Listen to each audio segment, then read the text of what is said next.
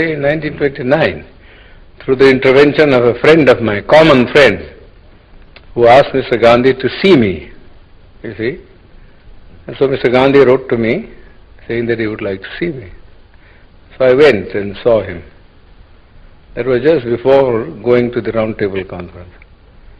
And then he came to the second Round Table Conference. Didn't come for the first. And he was there for about 5-6 months.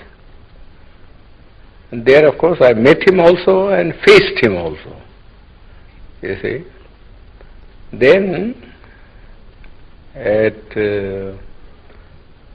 once thereafter, he also, after the signing of the Pune Pact, you see, asked me to come and see him. So I went to see him. He was there in jail. You see, but that's all the time that I have met him. But I always say that as I met Mr. Gandhi in the capacity of an opponent, I have a feeling that I know him better than most other people because he had opened his real fangs to me, you see, and I could see the inside of the man.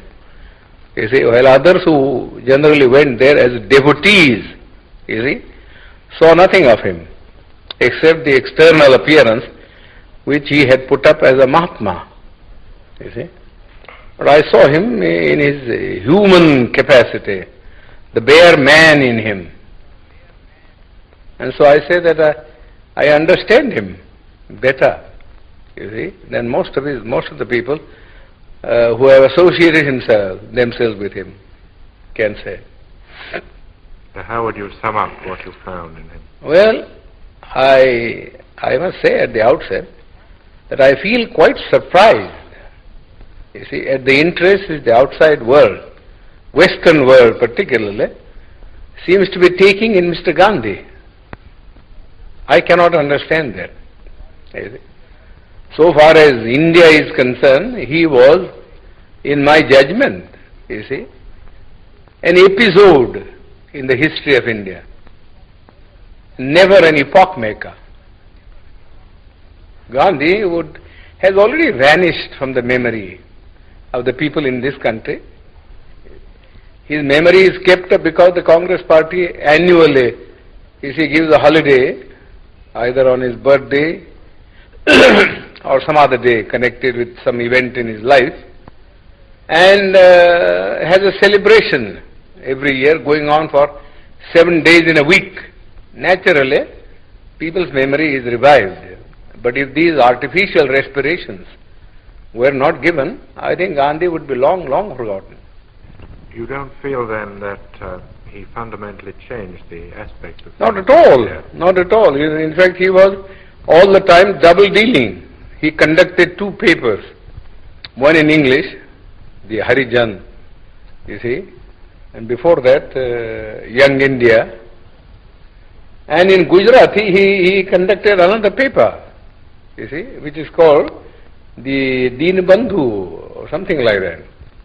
Now, if you read the 2 papers, you will see how Mr. Gandhi was deceiving the people. In the English paper, he posed himself as an opponent of the caste system and of untouchability, you see, and that he was a Democrat.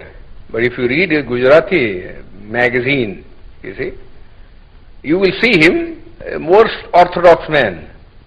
He has been supporting the caste system, the Varnashram Dharma, and all the orthodox dogmas, you see, which has kept India down, you see, all through ages. In fact, somebody ought to write Mr. Gandhi's biography by making a comparative study of the statements made by Mr. Gandhi in his Harijan and the statements made by Mr. Gandhi in his Gujarati paper.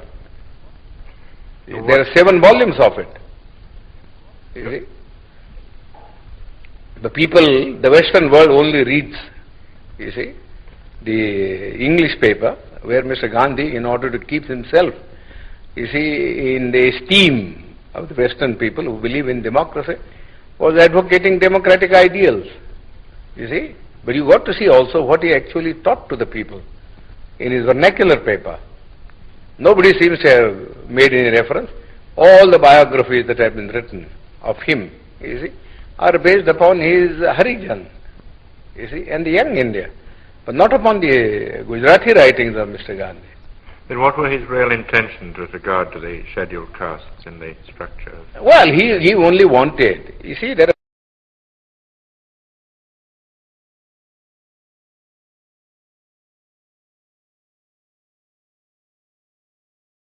Mr. Gandhi. Then what were his real intentions with regard to the scheduled castes in the structure?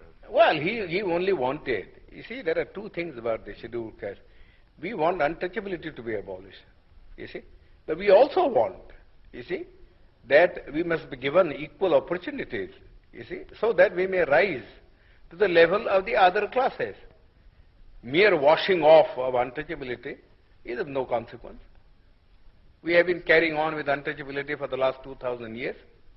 Nobody has bothered about it, you see. Nobody has bothered about it. Yes, there are some disabilities which are very harmful. For instance, people can't take water, and people can't have land, you see, to cultivate and earn their livelihood. But the other things which are far more important, you see, namely that they should have the same status, you see, in the country, and that they should have the opportunity to hold high offices, so that not only their dignity will rise, but also they will get what I call strategic positions from which they could protect their own people. Mr. Gandhi was totally opposed. Totally opposed. You see? He was content with things like temple entry. Temple entry, that was all the thing that he wanted to do. You see? You see? Which is a very, nobody cares for Hindu temples now.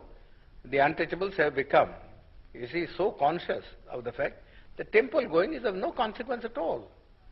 You see, you live in the untouchable quarters, just the same, whether you went into the temple or whether people, just as for instance, people at one time would not allow the untouchables to travel by railways, you see, because of pollution, you see.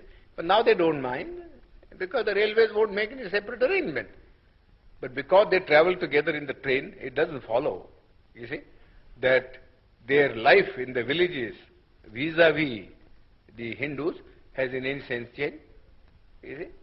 Whenever the Hindu and the untouchable alights at a railway train, you see, they assume their old robes, you see. So you would say Gandhi was an orthodox Hindu? Yes, he was absolutely an orthodox Hindu, you see. He was never a reformer, you see. He has no dynamics in him, you see. All this talk about untouchability was just for the purpose of making the untouchables drawn into the Congress. That was one thing, you see. And secondly, you see, he wanted that the untouchables should not oppose his movement, you see, of Swaraj. You see, I don't think beyond that he had any real motive of uplift, you see.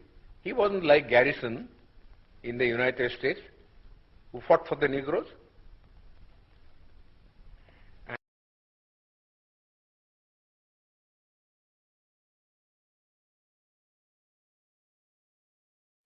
Now, casting your mind back to the Pune Pact, the Yorubda Pact, Yes. Can you remember a little of what Gandhi said to you and what you said to him? Oh, I know it very well. I know it very well. You see, the British government had, in the original award which MacDonald had given, you see, had accepted my suggestion. I said, look here, the Hindus want, you see, that there should be a common electorate, so that there will be no separatist feeling between the scheduled caste and the Hindus. We think that if you have a common electorate, we would be submerged, you see, and the nominees of the scheduled caste who would be elected would be really slaves of the Hindus, not independent people. Now, I told Mr. Ramsay MacDonald that this is a sort of a thing, you see, that he might do. Give us a separate electorate, you see, give us a separate electorate, and also give us a second vote in the general election. You see? So that Gandhi cannot say that we are separated in point of election. First of all, my contention was this, that for 5 years, you see, we live separately from the Hindus, with no kind of intercourse or intercommunication, you see, of a social or a spiritual sort. You see, what can one day's cycle of participation, you see, in a common electorate do to remove this hardened crust, you see, of separatism which has grown for centuries? It's a foolish thing to think that if two people vote together, you see, in a common polling booth, you see, that their hearts are going to change. It's nothing of the kind. Mr. Gandhi has got this madness in him. Well, let this be satisfied, you see, by this kind of a system. Give the untouchables 2 votes, you see, and give them a population representation of ratio, so that the weightage would be in terms of votes and not in terms of representatives, so that the Gandhi and others may not complain. You see, that Ramsay MacDonald accepted. You see, the award was really my suggestion. I wrote to him a letter from Naples, you see, that this is what I would like him to do, you see, so that there may be no trouble. This is exactly what he did. You see, gave us a separate electorate and also a vote in the general electorate. You see, but Gandhi didn't want that we should send our 2 representatives. You see, therefore he didn't want the separate electorate part of the award, and went on fast. You see, went on fast. Then they all came to me. They said, well, the British government said, if he agrees, you see, to abandon the award, then we have no objection. You see, but we can't abandon the award ourselves. We have given the award, we have taken all things into consideration, and we think this is the basis. You have to read Ramsay MacDonald's letter. It's a very clear statement that we haven't done anything to aggravate the separation. You see, in fact, we are trying to bridge it up by bringing the 2 sections together in a common electoral roll. But Gandhi's object was that we should not get, you see, free, independent representation. Therefore, in the first place, he said, no representation ought to be given to us. That's how his stand in the Round Table Conference. You see, he said, I recognize only 3 communities. You see, namely, Hindus, you see, Muslims and Sikhs. These are the only 3 communities that will have a political recognition, you see, in the Constitution. You see, but the Christians or the Anglo-Indians or the scheduled caste will have no place in the Constitution. They must merge themselves in the general community. That was the stand that he had taken. Well, all his friends, I know, you see, were asking him how foolish was his attitude.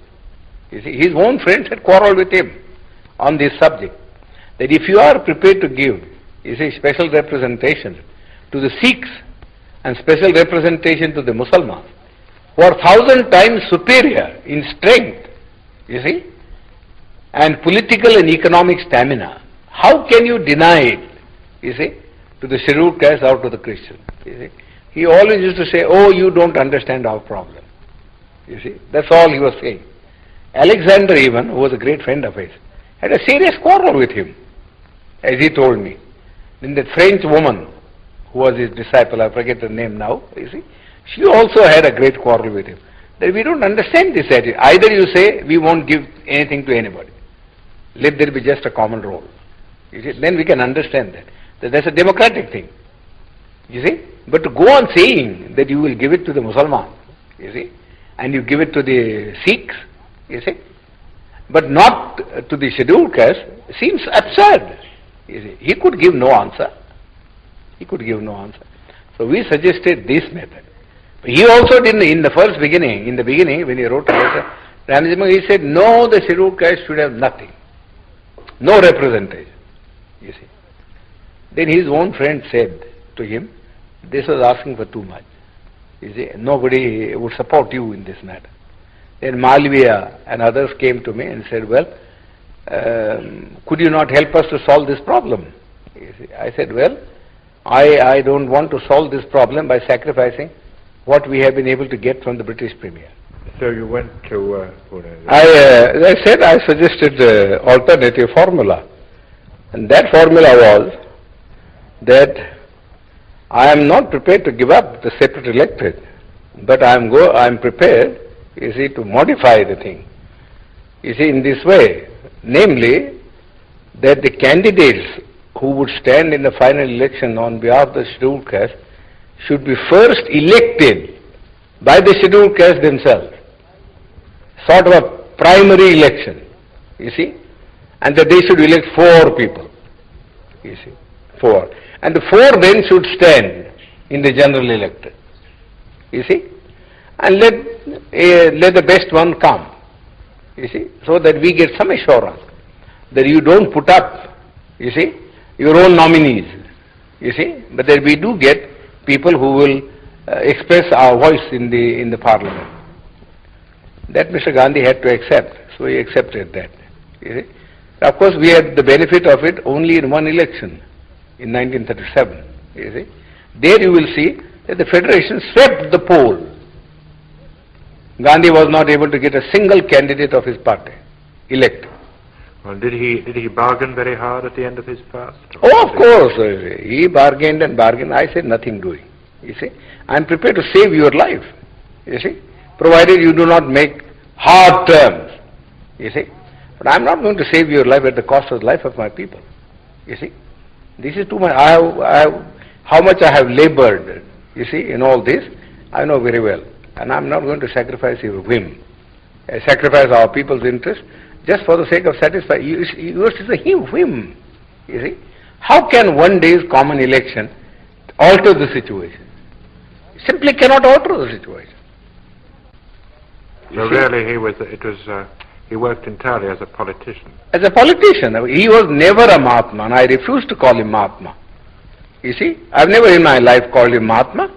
He doesn't deserve that title. Not even from the point of view of his morality. You see.